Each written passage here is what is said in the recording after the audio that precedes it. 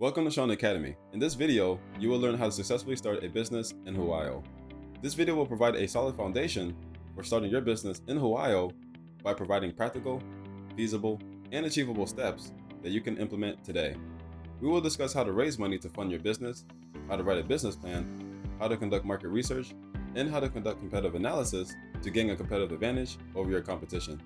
It is strongly advised that you watch this video from the beginning to the end in order to have a systematic framework when starting your business in Hawaii.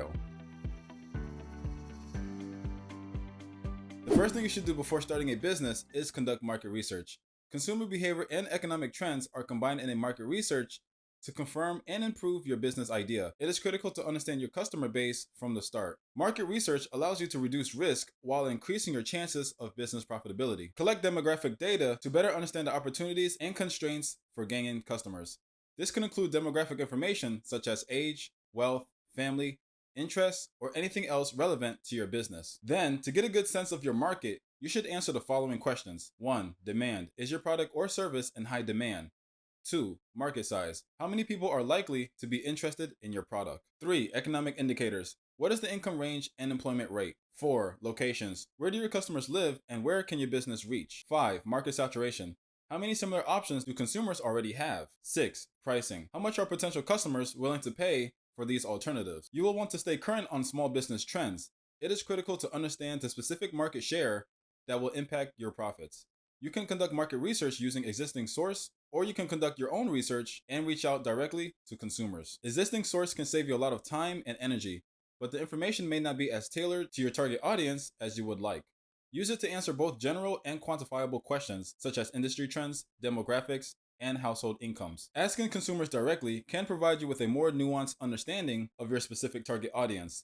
Direct research, on the other hand, can be time-consuming and costly. Use it to respond to questions about your specific business or customers, such as reactions to your logo, changes you can make to purchasing experience, and where customers might go instead of your business. Direct research methods include surveys, questionnaires, focus groups, and in-depth interviews. Following market research, the next step is to conduct competitive analysis to identify a market advantage. Competitive analysis allows you to learn from businesses that compete for your potential customers.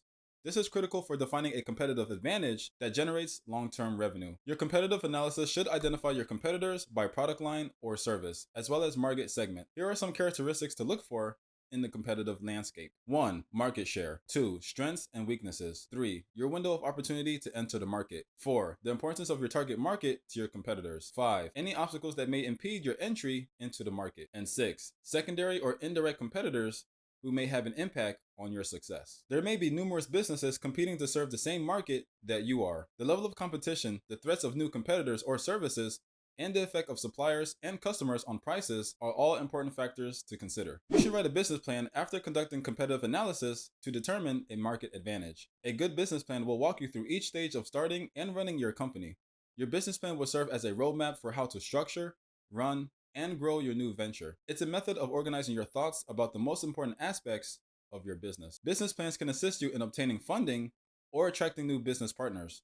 Investors want to know that they'll get a good return on their investment. Your business plan will be the tool you use to persuade others that work with you or for investing in your company. You should choose a business plan format that works for you. There is no correct or incorrect way to write a business plan. What matters is that your plan meets your requirements. The majority of business plans fall into one or two categories: traditional or lean startup. Traditional business plans are more common. They follow a standard format and encourage you to go into details in each section. They usually necessitate more work up front and can be many pages long. Lean startup business plans are less common, but they still follow a standard format. They concentrate on summarizing only the important points of your plan's key elements. They can be made in as little as an hour and are usually one page long. If you are very detail-oriented, want a comprehensive plan, or intend to seek funding from traditional sources, you may prefer a traditional business plan format. You are not required to follow a specific business plan outline when writing your business plan. Instead, use the sections that make the most sense for your company and its requirements. Traditional business plans include some of these 9 sections. 1. Executive summary. Tell your readers about your company and why it will be profitable in a few sentences. Include your company's mission statement, product or service, and basic information about its leadership team, employees, and location. If you intend to seek funding, you should also include financial information and high-level growth plans. 2. Company description. Provide detailed information about your company in your company description. Explain in detail how your company solves problems. Make a list of consumers, organizations, or businesses that your company intends to serve. Describe the competitive advantages that will help your company succeed, such as, is your team comprised of experts, or have you found the ideal location for your business? This is the place to talk about your company's strengths. 3. Market research. You'll need to be well versed in your industry outlook and target market. Competitive research will show you what other companies are doing and their strengths. Look for trends and themes in your market research, such as what are the actions of successful competitors? What makes them so effective? And also, are you able to do it better? This will be the time to respond to these questions. 4. Management and organization. Tell your reader how your company will be organized and who will be in charge. Describe your company's legal structure. Indicate whether you plan to incorporate your business as a C or S corporation, a general or limited partnership, or as a sole proprietorship or limited liability company, LLC. In your company, use an organizational chart to show who is in charge of what. Demonstrate how each individual's unique experience will contribute to the success of your venture. Consider including resumes and curriculum vitae for key members of your team. 5. Product or service line. Describe the product or service you provide. Describe how it benefits your customers and the product life cycle. Share your intellectual property plans, such as copyright or patent filings. Explain in detail if you are conducting research and development for your service or product. 6. Sales and marketing. A marketing strategy cannot be approached in a single way. Your strategy should evolve and change to meet your specific requirements. This section's goal is to describe how you plan to attract and retain customers. You'll also describe how a sale will take place. This section will be referred to later when making financial projections, so make sure to thoroughly describe your entire marketing and sales strategy. 7. Request for funding. If you're requesting funding, this is where you'll detail your funding needs. Your goal is to clearly explain how much funding you'll require over the next 5 years and how you intend to use it. Indicate whether you want debt or equity, the terms you want, and the length of time your request will last. Provide a detailed description of how you intend to use your funds. Indicate whether you require funds to purchase equipment or materials, pay salaries, or cover specific bills until revenue increases. Include a description of your future strategic financial plans, such as debt repayment or the sale of your business. 8. Financial projections. Financial projections should be included with your funding request. Your goal is to persuade the reader that your company is stable and will be highly profitable. Include income statements, balance sheets, and cash flow statements for the last 3 to 5 years if your company is already established. If you have any other collateral that could be used to secure a loan, make sure to include it as well. Provide a financial forecast for the next 5 years. Forecasted income statements, balance sheets, cash flow statements, and capital expenditure budgets are all included. Be even more specific in the first year using quarterly or even monthly projections. Make certain that your projections are clearly explained and that they correspond to your funding request. This is an ideal place to use infographics to tell your company's financial story. 9. Appendix. Provide supporting documents or other materials that were specifically requested in your appendix.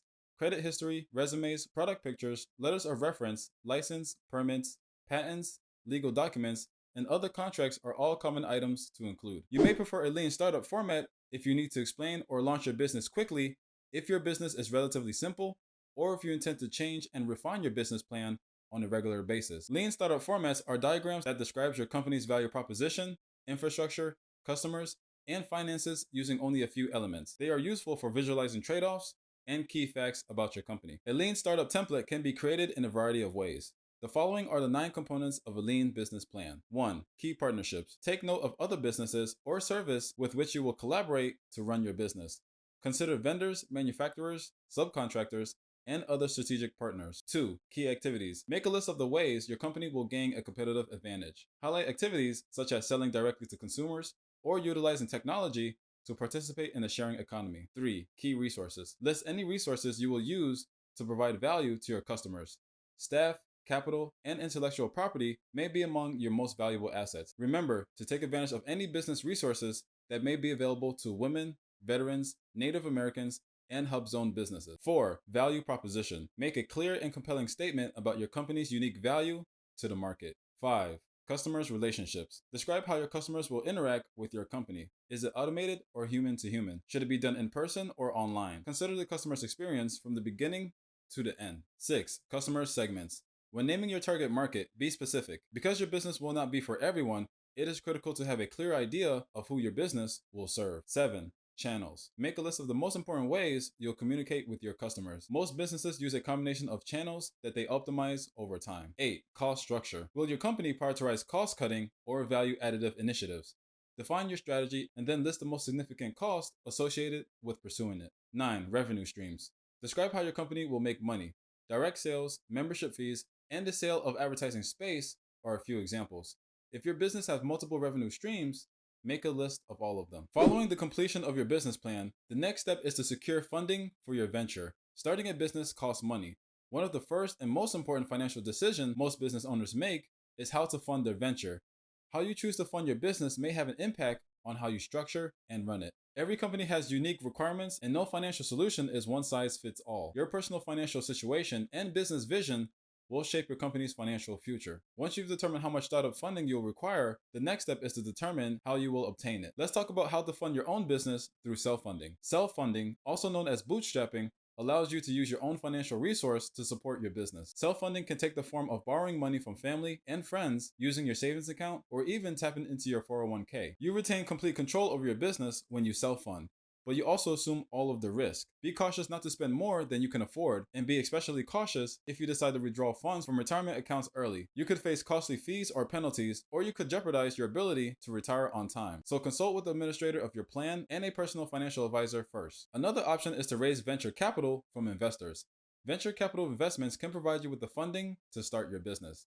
Venture capital is typically offered in exchange for a stake in the company and an active role in its operation. In a number of important ways, venture capital differs from traditional financing. Typically, venture capital focuses on high growth companies. Rather than debt, they invest capital in exchange for equity. They also take higher risk in exchange for potential higher returns, and it has a longer investment time frame than traditional financing. Mostly all venture capitalists will want a seat on the board of directors at the very least. As a result, be willing to give up some control and ownership of your company in exchange for funding. There is no certain way to obtain venture capital, but the process generally follows a standard sequence of basic steps. 1. Find an investor. Look for individual investors, also known as angel investors or venture capital firms. Make sure to conduct sufficient background research to determine whether the investor is reputable and has experience working with startup companies. 2. Share your business plan. Your business plan will be reviewed by the investor to ensure that it meets their investment criteria. Most investment funds focus on a specific industry, geographic region, or stage of business development. 3. Go through due diligence reviews. The management team, market, products and service, corporate governance documents, and financial statements of your company will be scrutinized by the investors. 4. Negotiate the terms. If they decide to invest, the next step is to reach an agreement on a term sheet that outlines the terms and conditions under which the fund will make an investment. 5. Investment. You can get the investment once you agree on a term sheet. When a venture fund invests, it becomes an active participant in the company. Venture capital is typically provided in rounds. As the company achieves milestones, additional rounds of financing are made available, with price adjustments as the company executes its plan. If you found this video useful, please show your appreciation by clicking on the like button. Also, let us know in the comments if you'd like us to make a long, in-depth follow-up video to learn more about how to start this business. Also, don't forget to click the subscribe button to see more videos from Shaun Academy, an extension for education.